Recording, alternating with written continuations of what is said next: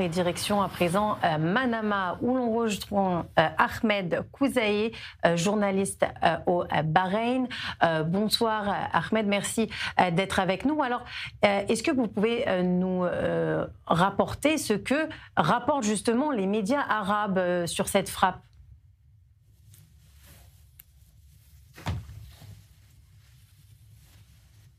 La notion principale entre le Golfe et les États arabes, c'est que les journalistes disent « on vous l'avait bien dit », comme si cette attaque avait encouragé les voix anti-israéliennes, anti-accords, pour s'opposer au processus de paix, disant « on vous l'avait bien dit, personne ne peut faire confiance à Israël aujourd'hui ». Ce qui rend les choses difficiles pour les pays qui ont signé les accords d'Abraham avec Israël plus tôt.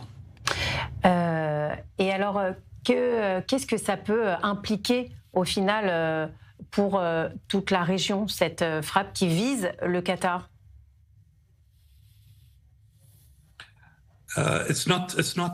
Écoutez, ce n'est pas une réponse facile. La question est vraiment très difficile. On n'a pas toute l'information pour l'instant. Qui a approuvé, qui a appelé? En particulier, on ne sait pas si l'attaque, quel espace aérien a été utilisé. On n'a pas tous les détails. Mais vu l'information qu'on a actuellement, cela ne rend pas les choses faciles pour l'avenir. Qatar s'est déjà retiré de son rôle de médiateur entre le Hamas et Israël. Les débats se développaient très lentement. Maintenant, ça va s'arrêter pour un bon moment. On ne voit pas vers où ça pourrait aller et cela va créer une escalade dans les relations entre les États du Golfe et Israël. Et surtout, nous ne savons pas si ça va avoir des conséquences entre l'Iran et Israël dans sa guerre. Oui, on a vu déjà qu'il y a eu plusieurs réactions du côté du monde arabe, du côté de l'Arabie saoudite, du côté palestinien, évidemment. Oui, tout à fait. Les Saoudiens ont condamné le Qatar, bien sûr.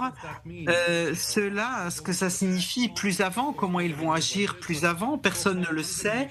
Mais pour l'instant, les condamnations viennent même de l'Iran, ce pays qui a bombardé le Qatar il y a 2 mois. Merci beaucoup Ahmed Kouzaï d'avoir participé à cette édition spéciale.